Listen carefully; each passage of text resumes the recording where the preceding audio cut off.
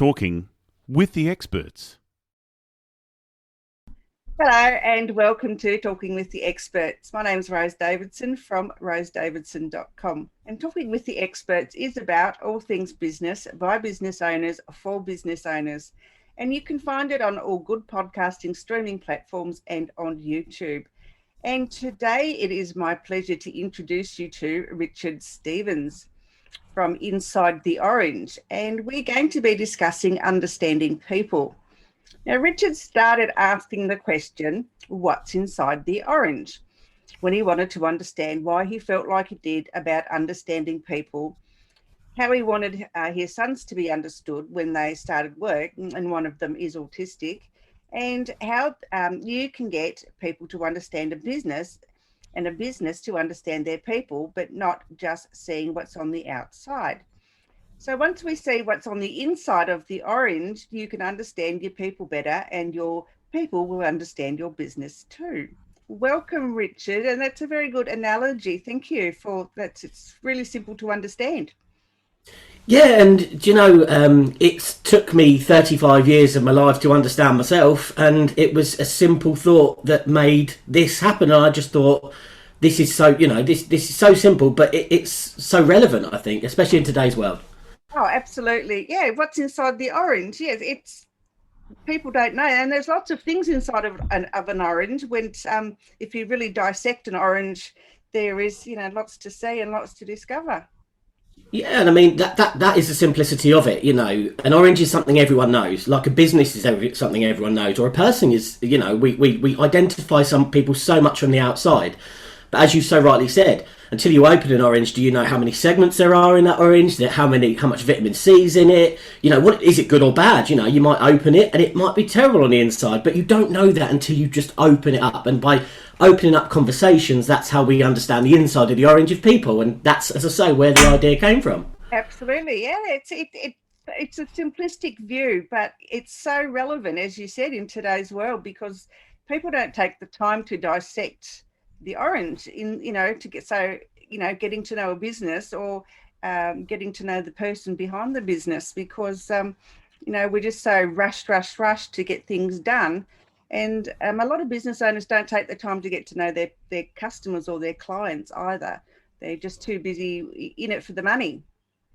Absolutely, and it goes even simpler. So I'm a massive fan of Simon Sinek, and he talks so much about in a lot of his videos. He talks about CEOs talking about their customer, and he's like, you don't know your customer, but you know the people that are responsible for helping that customer. So if you know those people, they will give you everything you need to make your business successful for that customer. And it's so, I was thinking the other day, I've wrote a blog for a friend of mine, a leadership blog, and I said, a business owner will think of deadline. This deadline has got to be met. Yet someone in his business might have financial problems, or someone's family member might be ill. That is their deadline. That's all they care about. But actually, if you understand that, they will help you meet that deadline. So don't beat them to death with the deadline. Understand them, and they'll just automatically come with you. And it's not hard. It starts with the conversation. That is simply it. It starts with understanding the person sat in front of you.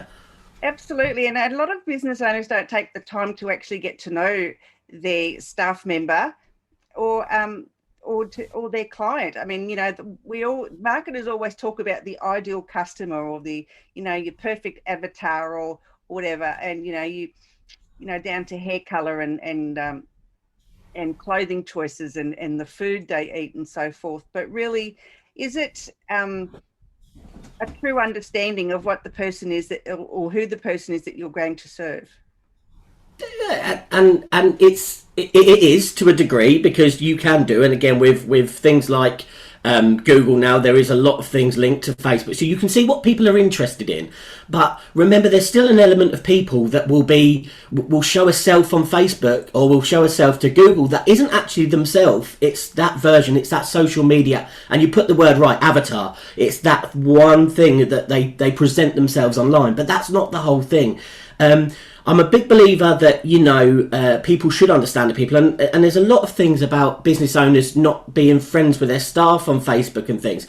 It depends, or Instagram, but it depends how you approach it. If you're approaching to find out what someone's done on a Friday night because they're off sick Monday morning, that's not the right way to use it. But if you want to see it because you know that they'll put, pictures of their family, their dogs, if you can tell your employee's dog's name, people treat dogs like children. If you can speak to them about their pet, about their beloved pet, they will be just so grateful that you've actually took the time to understand their pet. And that's as simple as it is. Yeah. And again, that is what Inside the Orange was about. It's looking past, what the normal thing is, and it's just understanding just a little bit deeper, Yeah, it's getting past the superficial stuff of the skin, really, isn't it? And there was a thing I saw recently about, and I don't want to misquote this, so apologies if I do, but about there's an idea of the three faces. I think it's a Japanese philosophy, three faces. One you show the world, one you show the people close to you, and the one you never show anyone. And again, it's working out which face, knowing every single one of those faces without being too intrusive. Obviously, there's a way, and I word this with caution, don't go into it trying too hard to understand people. It starts with a conversation. Even if it starts with a hello, that's a wall down. Then one, how's the family? Then keep going down. Don't just go in, research this person in front of you and go, right, I hear your sister in, Australia's doing well. It'd be, hang on, how do you know that? You have to use it as a gentle process. It's a long-term process, but the results are astounding. Yeah, they can be. Yeah, I agree. I mean, I have been doing this podcast for less than a year. I've met, you are my 153rd person that I've met. Wow. Through doing this podcast. And, some of the people are just absolutely amazing. Some of them weren't so, they didn't present to me very well or very friendly, but I'm sure that they were, but I obviously caught them on a bad day and they felt obliged to, to be on air. But, outside of that, I'm sure that they're very nice people. But, it's 153 people I would not have met in my normal day-to-day business. And it's quite intriguing to me, not intriguing, but interesting, the diverse backgrounds and the diverse businesses that they have, and the conversations that we have sometimes don't even talk about the subject that they came on to talk about. We just sort of go off on a tangent. So it's been an interesting journey these last few months. So I've so enjoyed it. And I think you've hit you've found 153 people, very diverse. So as much as it comes together on one podcast that you do, or the podcast that you do, there's still the diversity. But again, I loved your point. You said you catch them on a bad day. Any conversation we have with someone is a snapshot of that 24 hours they're living, because we do live in segments. We do live in these periods. We do live from one thing to another. And it's so important that we don't just go, oh, well, that was a waste. Do you know what I mean? I'm not really happy with that. That might have just been that 24 hours. Maybe that follow-up email saying, thanks for doing the show, you'd get a completely different person, or you would, because they would be in that next zone. They may have been really nervous talking about their subject and making sure, sitting here today going, have I said this? Have I said this? Have I said this? Have I said this? Oh, did I come across good, or did I look good, or did I babble on too much, or so I'm guilty of the last. I've had some of those have emailed me and said, sorry I talked so long, or I talked too much, but that's the whole point of this. I don't want to be doing the talking. You're here for a reason, to tell me about what you know. So that's that they were just surprised that I run my podcast like that. I want people to show up and talk about themselves. I don't want to be on screen. That's basically it. Yeah, absolutely. So you want to you want to help people understand through education and self-improvement how to understand that people only make poor decisions of leadership by uninformed or uneducated views and opinions, which is great, because that's what we're all guilty of it, whether we're in business or we're not. Even in our personal lives, we often make poor decisions and uninformed and uneducated, views and opinions. We're judgmental as humans. I think it's just a natural natural way. But how can business owners, you know, do this better? How can they be less judgmental? It's not a quick fix. I said that a little while ago. You know, it isn't something that you can just don't go out and research. Like I said, don't go and research and then go and attack your people. But I think one of the great things about and again I say the great things, but something positive that's come out of the pandemic that we've had is that employers want to do better by their people. They know some people have been working from home, they haven't been there and things like that. So for me, it's more about don't create coffee mornings, don't create something that you can't sustain. So, we're going to do a great coffee day now, because that's a one thing, right? But actually go into every single person that may have been working from home and say, you know, how did you find it working? What could we do better from you working? What was your experience working home? What didn't you like about it? And things like that. And it's understanding that person's thing and then actually create that idea, because your people will tell you what they want. The coffee morning is fantastic. It's brilliant. What I did discover, I worked full time during the lockdown. I was a key worker in the UK, and I went to a place when the people working from home just came back to work, and they bought these people. All these people in the offices who've just come back, they treated them to a free ice cream. An ice cream van pulled up and they went out, got an ice cream, walked back up. They were walking past the call centre people who had been in the building the whole time during that lockdown, walking past, smiling, giggling with their ice creams. Now, that was lovely for the people that are working from home. But what about the people that had been there through the whole pandemic? As I walk past, and I love people, so I listen. I'm a bit of an eavesdropper. That's a bit naughty to say, but I walk past, and the office that hadn't got the ice creams was just purely saying, "I don't know what I'm doing here." Like, look at that, and I don't blame the people in the office, because it must be terrible to come back from working from home and be, not know if you've got a job to go back to from that aspect. But I just think that created an unnecessary divide. People. Yeah, from the sounds of it would have been absolutely terrible for the call centre people. They would have felt, why am I here? Why am I being treated such, so badly when I've been here the whole time and, put my health at risk and my life at risk. Yeah. And I think, the company was trying to do a good thing. And I think when business owners put about, we're going to have this coffee morning to welcome people back, we're going to have 1 hour a week to do this, that will go. And it's not as important as actually just having the conversations and talking to people. That's about the pandemic, because obviously that's something currently we're in. But I think it's a lot of things. I think journaling is very important for business owners. If you start writing down, because I think a lot, I've mentioned Simon Sinek. He's very popular. He does these group days, and people go and see him as a collective, as a group. Once obviously the pandemic's over again, and businesses take their people or their leaders out and show them that, and they sit there and go, "Yeah, this is brilliant. This is great." Yeah, and Simon talks about, it's not just don't think results. It's not all about results. It's not. It is, but to get to results, you need to understand people. And people will sit there and listen to that, but then they'll go back to work and they'll just be took by the number once again. So as soon as that's over, they'll go, "Yeah, I'm going to change my ways." But actually, start writing down, how did that make you feel? How did this conversation with this person make you feel? And as you do that more and more, your people will come to you. One thing when I was a retail manager for a few years, and I used to frustrate the hierarchy because I wasn't interested in the result, but the people around me, I spoke to the people, and it caused so much frustration and so much conflict with other managers and other people around me, because they thought, "Well, you're not interested." No, I am interested, but I'm only interested as much as I can do as much. It's these people that have got to do it, but they've got to believe in me. They've got to trust me. They've got to trust that what I'm leading them towards is good results. But at the same time, I need to know who I'm talking to.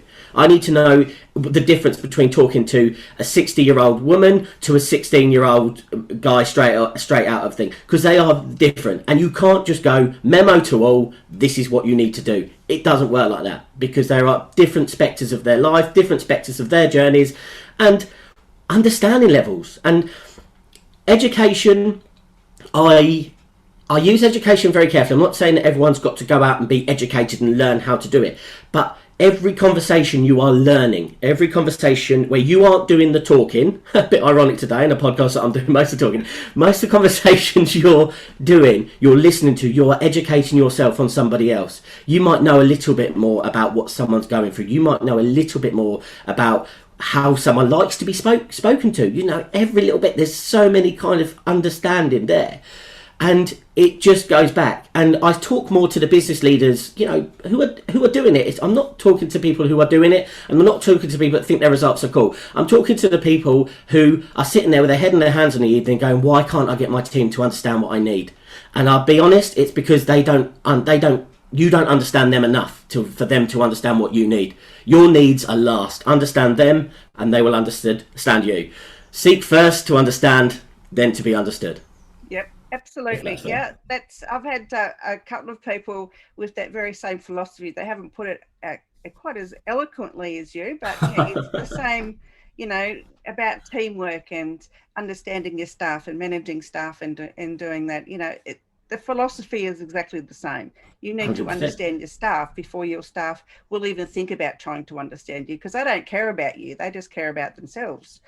And you know, where their money's coming from, and you know, they just want to know that they can go to their job and have a great day and you know, not be frowned upon for, you know, smiling. So yeah, absolutely. And that, again, great point. People do feel that they can't go to work and have a bit of fun. Again, as long as the work's being done, as long as things are happening, then you can, you know, you need... Work is so much more social than people allow these days, you know. Work is so much more about how this team comes together, this group of people come together to make that result happen. And what's lovely is, as I say, the Inside the Orange is a single thing at the moment. It's myself, but I involve family, I involve friends, I involve a lot of people, because you can't do anything on your own. You cannot do anything on your own. You need people around you to help you. And people are willing to help, but you can't just... and this is the other part as well. You can't just expect people to work for you for cash. The one thing I do hate, I don't know if it's applicable in Australia, but one thing I hate when you see people's poor behaviours about others, and they say, well, in jobs this is, well, they're getting paid, aren't they? Right. Oh yeah, that happens too. Yeah. That is their need. That is why they need to work. They need a job to pay their bills. Yeah. Why they want to work is why you will go to the next level. Why they want you to be at your job. A want and a need is two different things. And, you know, I need to go to work to you know, feed my family, but I don't want to go to work because you're an arsehole of the boss, you know, so yeah. Yeah, eloquently put yourself. Yeah, I totally understand that. I've worked for a few companies that are like that, and it's just it's not nice to have to go to work with, you know, where you're not allowed to have fun. And I mean, I worked in one organisation where you weren't even allowed to have personal items on your desk, so you weren't allowed to have, you know, a photo of your cat or your dog or your family or anything. There was no personal items allowed whatsoever, because they said it was distracting. See, this is where I disagree 100%. I'm with you. I'm with you. Yeah. So, yes, there is so many businesses. And I think at the UK, and again, it's not all businesses. Some businesses are getting better. And as I'm going around and I see people, there are desks with pictures of family. And I urge business owners, they are the people that they are working for. Normally, the people on their desk are the people that they are working for, not the business owner. Yeah, they work for you, they'll provide, but if you want them, I symbolically, I've got my wife and my children, I've got them tattooed on my arm, so I can always see who I'm working for, because they're there in front of me. And that's the way I combated that. I'm not saying everyone to go out and get tattoos for doing that. But I just find it so incredible that, you know, they wouldn't allow you to have personal things. I mean, I'm not saying to clutter your desk with stuff, but I'm just saying, you know, even one photo, you know, should be allowed. I think, oh my God, I was just so... I have a favourite pen that I always work with, but I wasn't even allowed to use that because it was a personal item. And my God, it was just so... Yeah, and again, you know, I presume this is a company you no longer work for. So. Oh, absolutely not. Yeah. No, I didn't work there long. I couldn't stand it. It was horrid. And that's the thing, isn't it? Do you know what I mean? We and I think this is important. That I think people would walk away from well-paid jobs for these very reasons. Some business owners might think, well, hang on, that's a little bit much, but it's not, because you're not understanding the people at the end of the day. This is all about simply understanding that person sat in front of you who you are trusting to do a job. So trust that the people that they may have, or as I say, your pen or whatever you need, that is your arsenal to do the job that you're going to do, and that's how you'll do it better. And it's simple things like this that doesn't cost the company a penny. You'll provide all your own things, and again, don't clutter your desk, you're absolutely right, but you'll provide your pictures, you'll provide that, and that is providing you the inspiration to do the best you can in your job, because you are doing it for the people and for the things and for the reasons why you want to do it. And as we said from the beginning, all the way through, Rose, this is a simple idea. I haven't come anywhere saying I've reinvented the wheel. All I've done, I've reinvented a few of them. But all I'm saying is that simple idea of understanding. We've all got it in us. It's just, I want to tell the story. I want people to hear it, because I want people to feel better, and I want people to do their job better. I want people to be understood better, and that's the simplicity of it. Again, if I can just say, with there's one thing, and you alluded to in my intro about my children going into work. So that for me is the big one. So obviously you want your best for your children. Oh, absolutely. And 100%. And I know the battles, and I have had battles, and I've had conflict in business because I didn't understand how I thought.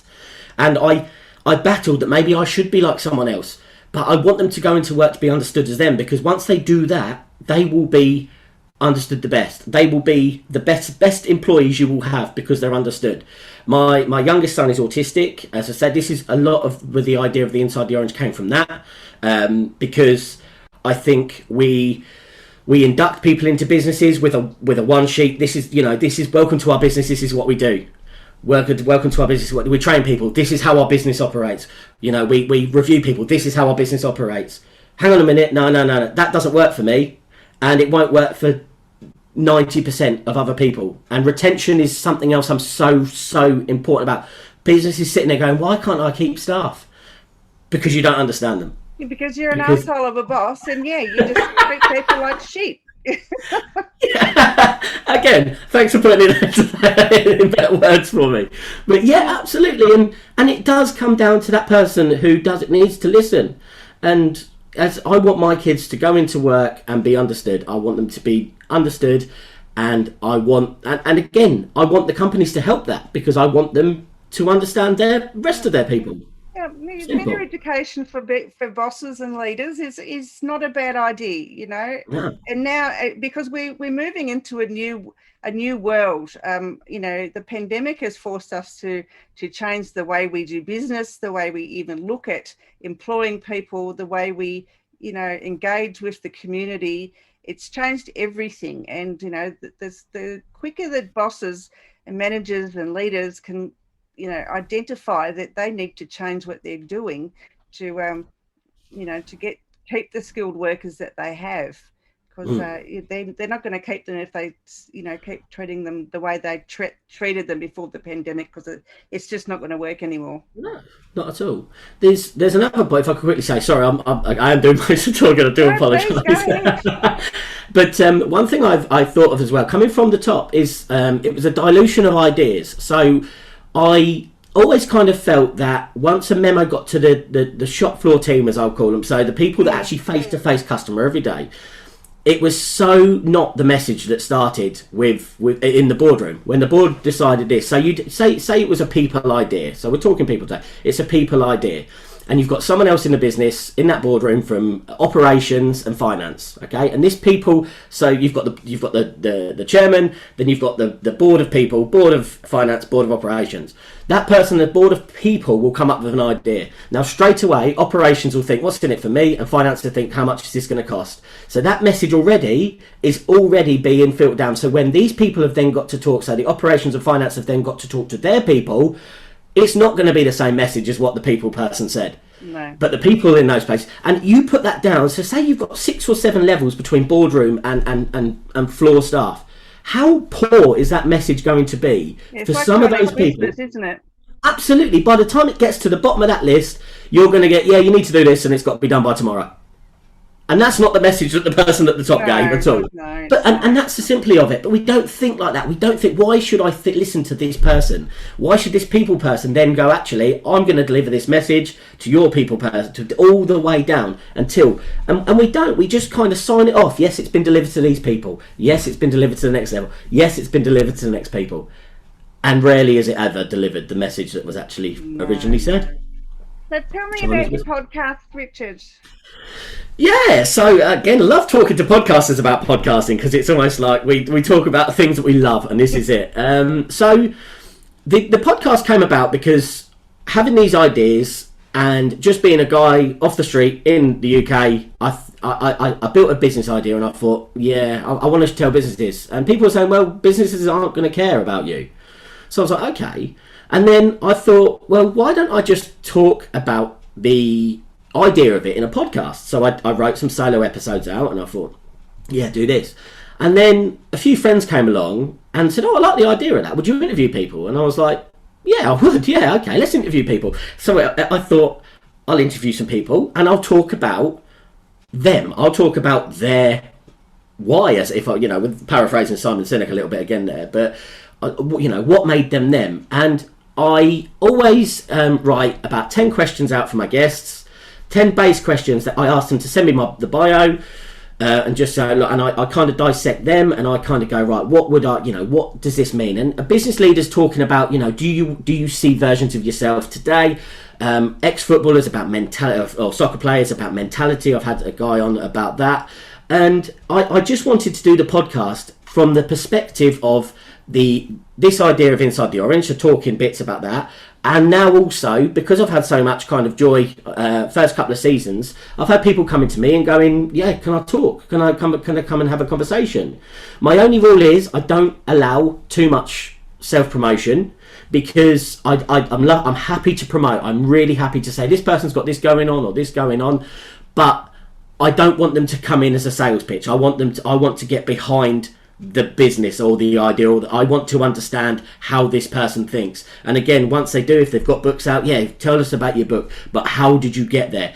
How did you get to this business? How did you get this? And yeah, so I'm in the second season now. I do take breaks in between because I want to build the business, and I want the podcast to complement it and build the brand. That's the whole point of it. A year ago today, no one had heard of Inside the Orange other than me and my wife, as I talked about it. But through the talking and through the podcast and understanding others, as I say, more people are going, yeah, I want to hear about that. And we're talking, and I love it. As I say, I've had so many great guests. I've talked autism with people, which is people. One of the lads actually has autism. I spoke to a mother of someone with autism. I've just had so much, and again, like you said, a diversity. Not one guest is the same, and that's good, and that's my point. Absolutely. Yeah. So have you got a book in the pipeline about all of this? Do you know what? I did a cheeky little blog the other day, and yes, I haven't started it yet. But when you get to that point where you think, I need to start writing this down, because there's little bits and pieces, there's little nuggets that just go in. So I am going to spend a bit of the off season, so I'm not going to do another podcast series for a bit, because I am going to focus on writing a bit of a book. And yeah, I think there's a book in there. I think it's as I say, my wife will be having the television for the evenings while I'm sitting here tapping away, and probably tell me, stop tapping away, I can't hear the telly. But yeah, the book, yeah, there's definitely something coming out of that. I really do. So where can they find you, Richard? Yeah, well, I'm all over social media. So I've got Inside the Orange podcast on Facebook. So if you go to Facebook and look for Inside the Orange, if you go to Instagram, Inside the Orange, you'll find me on Instagram. Twitter, it's Orange Watts, so Orange WHATS. Yeah, that's right. Yeah. So as in what's inside, so the beginning of the original question. I've got a website, it's insidetheorange.co.uk. I'm available on TikTok, but I don't do as much on that at the moment. I'm still 35-year-old understanding TikTok. My kids are really helping me with that one. You're on Apple Podcasts, I see, as Inside the Orange, and you're on YouTube as YouTube. you Yeah. haven't named your YouTube channel yet, so that's it. You're a bit like Is it? me. Yeah. Oh, I thought. Do you know what? That's a bit silly. Letters and numbers after it. But Oh, you know, that's okay. That might explain why a lot of people can't find it. Okay, that's fine. Yeah, I'll go away and fix that. But yeah, I am on. Just pointing that out publicly. That's okay. No, look, and you're absolutely fine to us. That's helped me understand, which is exactly what I'm here for. I'll sort that out. But yeah, so I'm on YouTube. If you do search for Inside the Orange, you can get to it because it has got a name in, you know, reading all that. Yeah, you'll find it.